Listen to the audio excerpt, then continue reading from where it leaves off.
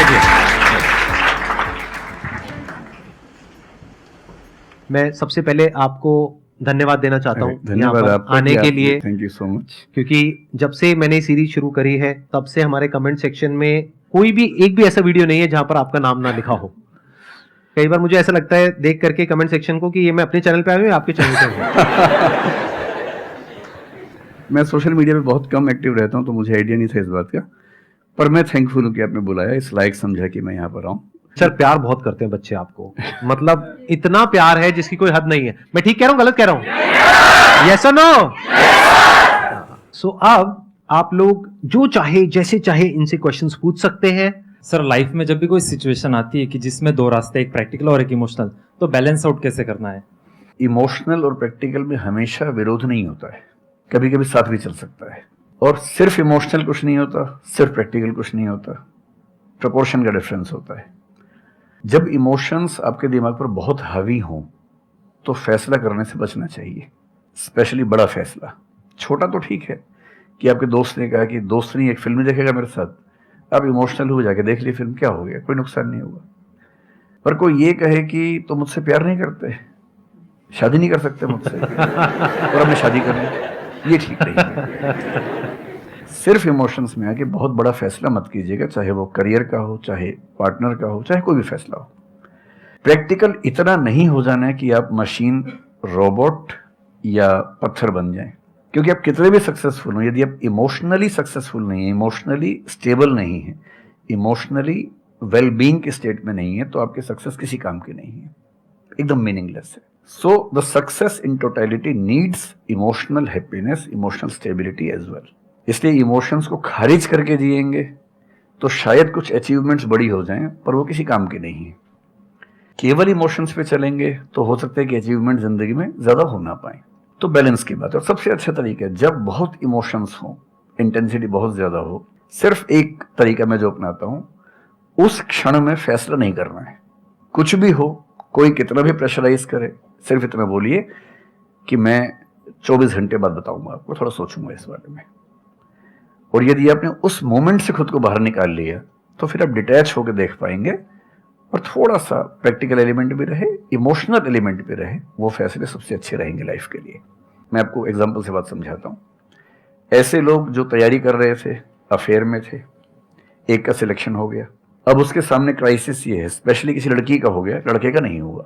अब हमारी सोसाइटी में ना, लड़की ऊंचे पद पे हो, लड़का ना सफल हुआ हो तो बड़ा मुश्किल है सोसाइटी में, उनको शायद दिक्कत नहीं है। अब वो लड़की प्रैक्टिकल नहीं है कि मैं तुमसे शादी करूं, ये कह के अगर हट जाती है और शादी करती है किसी ऐसे व्यक्ति से जो बहुत सफल है। I know many such people personally, मैं नाम नहीं बोल सकता किसी का। मैंने जनरली पाया है कि वो लोग लाइफ में बहुत फ्रस्ट्रेशन में रहे बाद में, क्योंकि सफलता के नाम पर, प्रैक्टिकल होने के नाम पे ऐसे व्यक्ति को चुना जिसके साथ वो रह नहीं सकते ठीक से।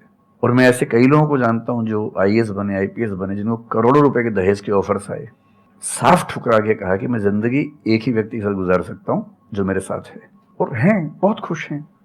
अब कोई कह सकता है उनके परिवार में कि इसने प्रैक्टिकल फैसला नहीं किया, इमोशनल फैसला किया, पर अल्टीमेटली किसी चीज की वैल्यू क्या है? आपकी लाइफ बेहतर हो।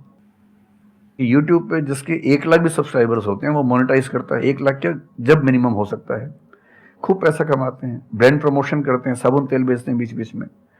आपका चैनल तो शायद देश में सबसे बड़ा चैनल है, आप चाहें तो कितना नहीं कमा लेंगे। मुझे कुछ दिन पहले एक एजेंसी के लोग मिले जिन्होंने बताया कि इनकी जैसी ख्याति है, उस लेवल पर महीने में कोई 5-10 करोड़ भी कमाना चाहे तो कमा सकता है आराम से इस यूट्यूब चैनल से। तो मैंने पूछा कि वो कौन सी चीज है जो आपको इतना मजबूत बनाती है कि आप नहीं इस रास्ते पर जाते, मैं वो जानने में इंटरेस्टेड हूँ। तो 10 मिनट की बात के बाद मैं समझ में आ गया, क्योंकि अल्टीमेटली अगर मैं अपनी वैल्यू के खिलाफ चला गया तो खुश कैसे हो जाऊंगा? पैसा मुझे कैसे खुशी देगा जब मैं ही नहीं रहा, तो खुशी किस बात की? इसलिए इतना प्रैक्टिकल मत होना कि अपनी माँ के, पिता के, भाई बहन, दोस्त, जो प्रेमी प्रेमिका है, उनके इमोशंस के साथ खेलने लगो। इतना प्रैक्टिकल कभी मत होना, इतना इमोशनल मत होना कोई आपको बेवकूफ बना सके, बात बात पर बेवकूफ बनाता रहे। और बैलेंस जिंदगी जो है ना, वो मध्य मार्ग में है, जिंदगी एक्सट्रीम पे नहीं है, मध्य में है। तो प्रैक्टिकल और इमोशन का बैलेंस रखिए, लाइफ बढ़िया होगी।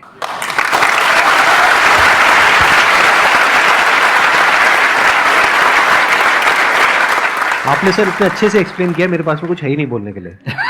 यूजुअली मेरे पास में कुछ होता है ऐड करने के लिए, लेकिन आपने पूरा ही उसका ऐसा निचोड़ निकाल दिया। आपने YouTube पे इतना बोला कि सच में नहीं बचा होगा आपके पास।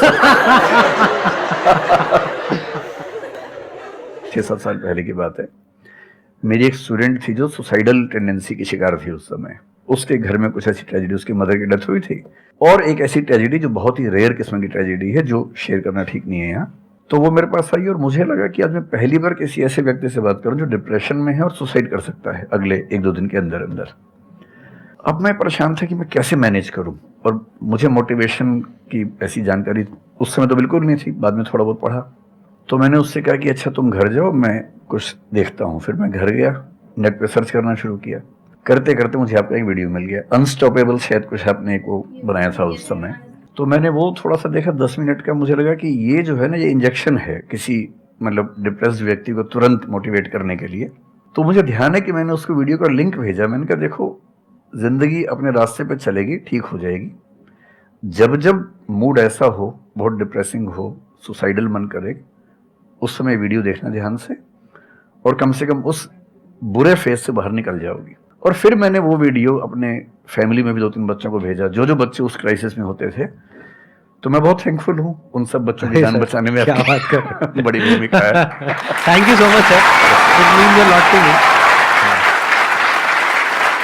ये तो आपने बहुत बड़ी बात कह दी सर, मेरे लिए बहुत बड़ी बात है ये। नहीं, कई बच्चों की जान बचाई होगी आपने जरूर। जो वो एक मोमेंट होता है, उस मोमेंट में कोई बचा ले तो लोग बच जाते हैं, वो मोमेंट क्रॉस हो जाए तो फिर चीजें बिगड़ जाती हैं। हेलो सर, नमस्ते। नमस्ते सर, बोथ ऑफ यू, मैं हमेशा से आप दोनों की बहुत फैन रही हूँ। मुझे बस ऐसा लग रहा है कि मैं सपना देख रही हूँ, मेरे लिए रियलिटी नहीं है। मुझे बस आपसे ये जानना, मैं हर मतलब एवरी डे 8 से 10 आवर में पढ़ाई करती हूँ, बट मुझे कभी कभी बहुत डिमोटिवेशन आ जाता है कि होगा नहीं होगा, क्या होगा पता नहीं। देखिए, डिमोटिवेशन अगर आपको दिन भर में 1 घंटे आता है, नहीं सर, ऑलमोस्ट टाइम पढ़ाई करने के बाद 2-3-4 दिन के बाद ही होता है, हाँ, कंटिन्यूअसली नहीं अगर होता है। अगर महीने में 4-5 बार आता है और 1-1 दिन के लिए आता है, तो इसका मतलब आप एकदम ठीक हैं। अगर कोई व्यक्ति आपको ये कहे कि मुझे डिमोटिवेशन कभी नहीं होता, तो उसको इलाज की जरूरत है। आपको जरूरत नहीं है।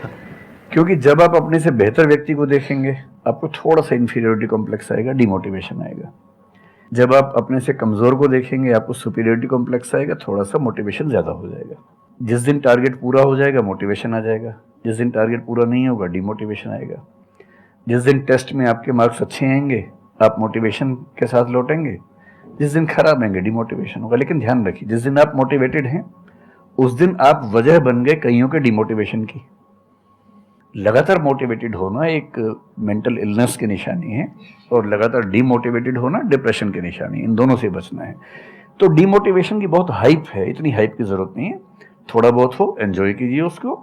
और जब जब लगे कि जिंदगी बहुत खराब चल रही है, तो मैं जो करता हूँ, अजीब सा लगेगा आपको, मैं कभी कभी शमशान घाट चला जाता हूँ। सर, सच कह रहा मैंने हूँ, ये सुनी है, आपने मजाक नहीं कर रहा वीडियोस हूँ। में भी कहा है। सच में चला जाता हूँ, या ट्रॉमा सेंटर चला जाता हूँ देखने के लिए। ट्रॉमा सेंटर में जाके 1 घंटा बैठ के आ जाइए, मोटिवेशन आ जाएगा। और शमशान घाट में जाके देख लीजिए कि हम जैसे हमसे कम उम्र के लोग वहां जल रहे होते हैं, तो लगता है हम जिंदा तो हैं। अगर मैं थोड़ा सा कॉग्निटिव लेवल पर बात करूं, एक बहुत बड़ा साइकोलॉजिस्ट हुआ, उसका नाम है ब्रेंटानो, कभी सर्च कीजिएगा उसको।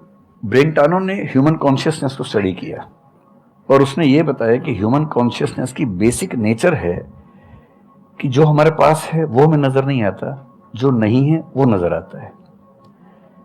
तो the consciousness of lacking something is the nature of human consciousness.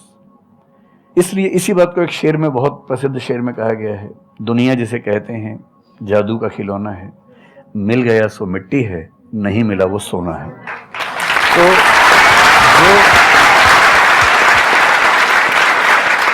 तो जो आपको नहीं मिलेगा ना, हमेशा बड़ा होकर दिखेगा, जो मिलेगा छोटा हो जाएगा। तो ईमानदारी इसमें है कि जब जब डिमोटिवेशन और डिप्रेशन हो, एक कागज लेके बैठ जाइए और एक तरफ लिखिए, मेरी जिंदगी में ऐसा क्या क्या है जो दूसरों के पास नहीं है। पेज भर जाएगा पूरा। तो जो है उस पर ध्यान दीजिए और एंजॉय कीजिए। मेरा क्वेश्चन है कि आज